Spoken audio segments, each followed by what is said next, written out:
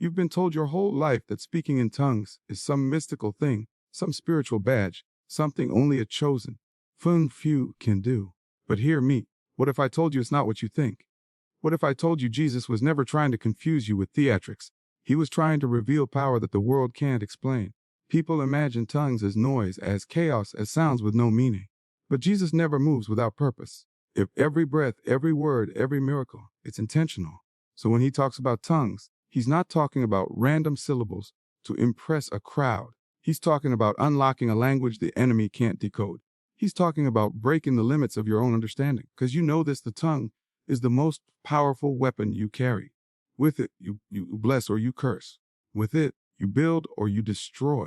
Speaking in tongues is not about showing off. It's about surrender. It's about letting go of what you understand and stepping into what God understands. It's about giving the Spirit your voice when your mind runs out of words.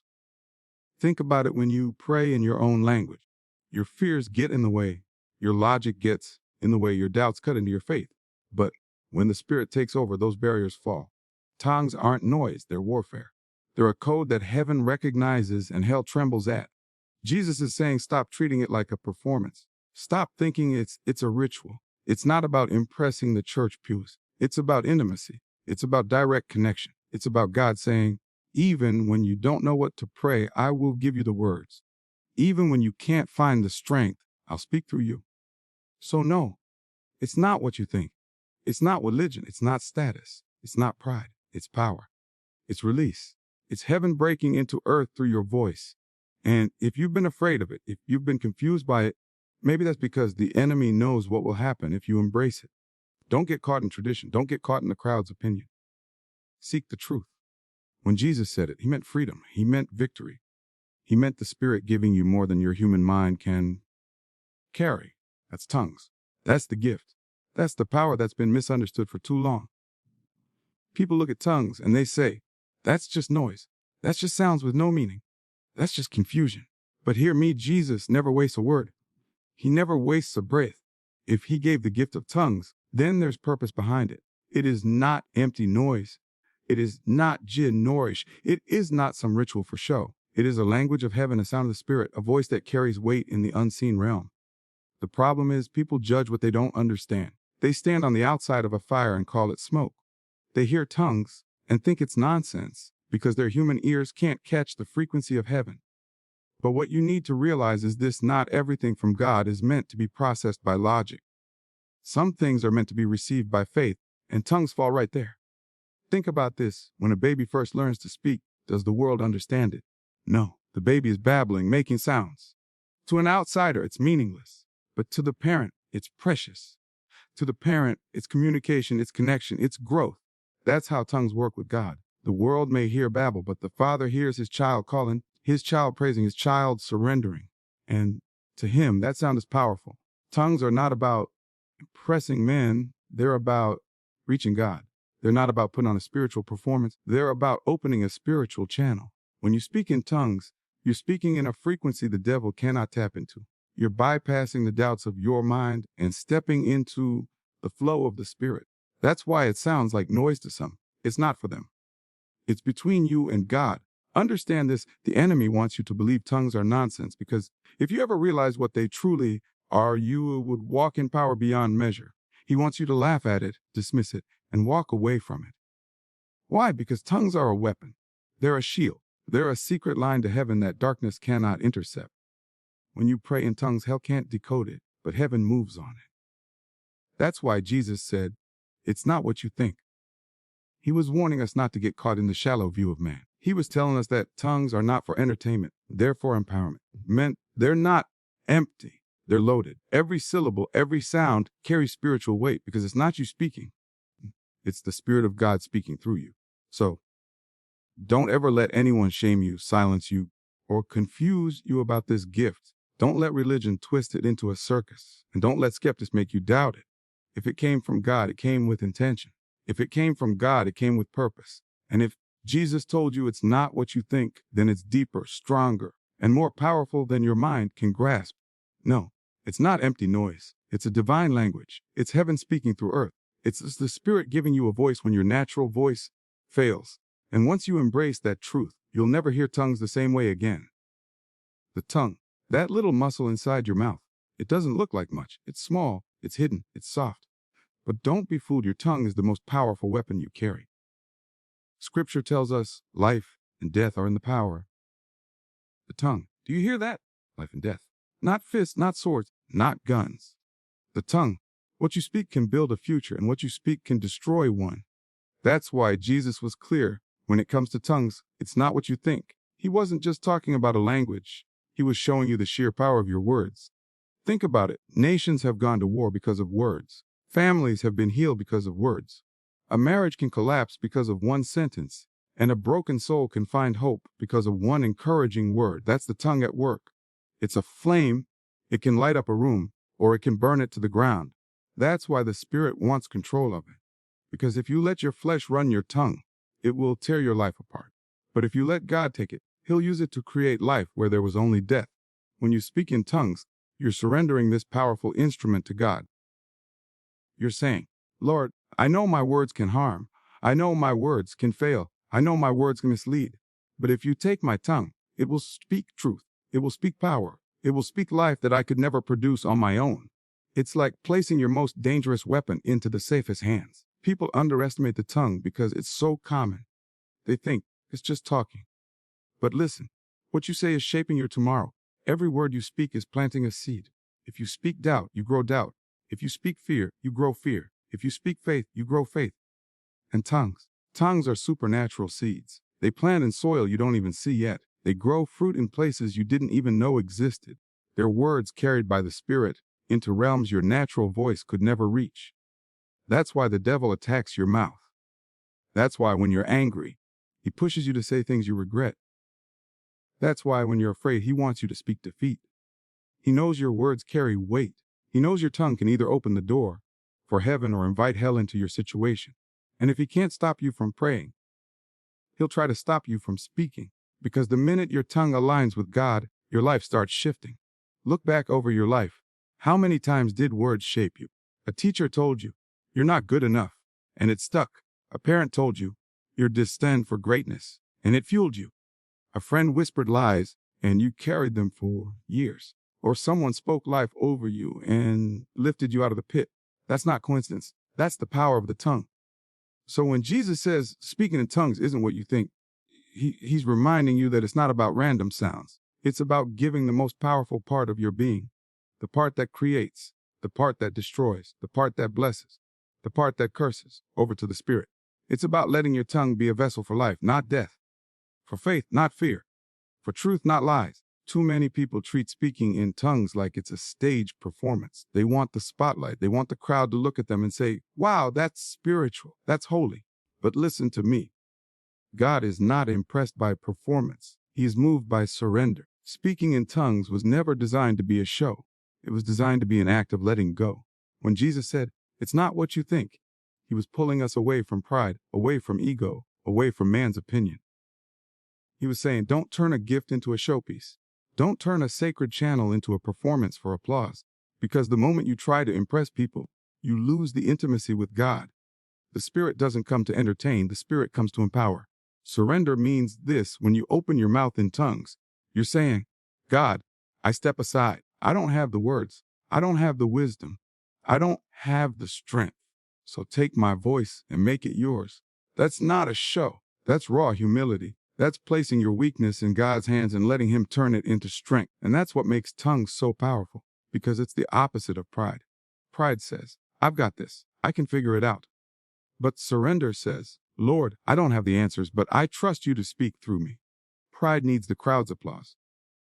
Surrender only needs God's presence. Pride shows off. Surrender bows down.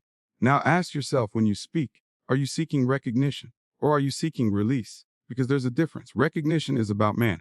Release is about God. And speaking in tongues is pure release. It's the release of burdens, the release of fear, the release of human limits. It's you saying, God, take it all. That's why Paul said tongues edify the believer. They build you up. Why? Because in that moment of surrender, you are lifted above your weakness. The Spirit takes the wheel, and you're no longer trapped in your own limited vocabulary.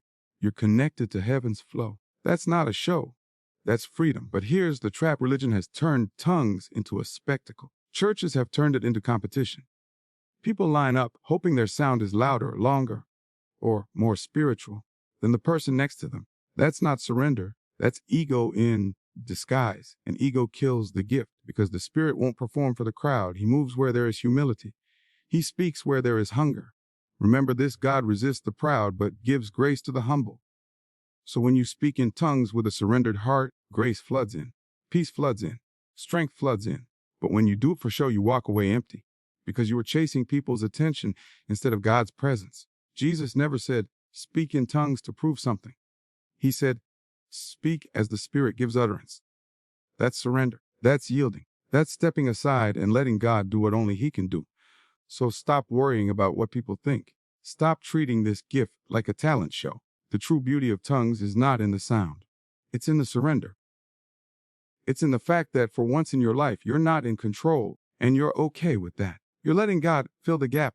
You're letting heaven speak through earth. Tongues are not for performance. They're for presence. They're not for the crowd. They're for the throne. They're not about showing off. They're about laying down. And the moment you understand that, the gift will come alive in you in a way you never imagined. We live in a world of limits. Your body gets tired. Your mind gets overwhelmed. Your words run out. You try to pray, but the sentences stop. You try to explain your pain, but you can't find the vocabulary. You try to speak your dreams, but fear steals your language. That's the human limit. That's the wall every one of us hits. And that's exactly where tongues come in, because tongues break human limits. Jesus knew that your mind can only carry so much. He knew your voice would fail you, and He knew you would face situations where words don't exist for what you're going through. That's why He gave you a gift that bypasses the natural and taps straight into the supernatural. Speaking in tongues is not about your ability. It's about His ability. It's not about your mind understanding. It's about your spirit connecting. When you pray in tongues, you are no longer trapped by your limited vocabulary. You don't need to know all the right phrases. You don't need to sound polished or perfect, because the Spirit is interceding for you. The Spirit is speaking mysteries, covering details you don't even know to ask for. That's freedom. That's power. That's God saying, even when you don't know what to pray, I've got you covered. Look at it like this. Your natural words are like a candle. They light up one room, but tongues are like the sun. They light up the whole world. Your mind can only process what's in front of you, but the Spirit sees the past, present, and future. When you pray in tongues, you're stepping into prayers that cover what you see and what you can't see. You're going beyond the walls of your own understanding. Fear is a limit. Doubt is a limit. Logic can even be a limit, because logic will tell you, this doesn't make sense. Logic will say, how can random sounds have meaning? But that's exactly why it's powerful, because it's not bound to logic. It's bound to faith. And faith is the only way to unlock the impossible. That's why the enemy fights tongues so hard. He knows if you stay trapped in your own words, he can twist them, discourage you, and drain you. But the moment you let the Spirit speak, he loses control. He can't decode it. He can't interrupt it.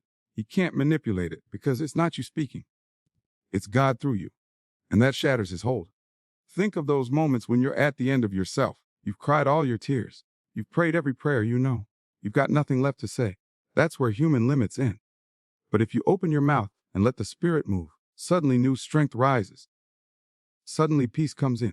Suddenly chains break, because tongues break through the ceiling of your own strength and pull you into God's strength. Understand this. If your prayers were limited to your knowledge, you would never reach the fullness of what God has for you, because you don't see the whole picture. But tongues lift you above the small box of your mind. They let you partner with the Spirit who sees everything, who knows everything, who covers everything. That's limitless. So no, it's not just noise. It's not confusion. It's a key. A key that unlocks doors your natural words can't. A key that breaks chains your logic can't. A key that carries you past every wall the enemy sets up. Tongues break human limits because they aren't human at all. They are divine. They are eternal.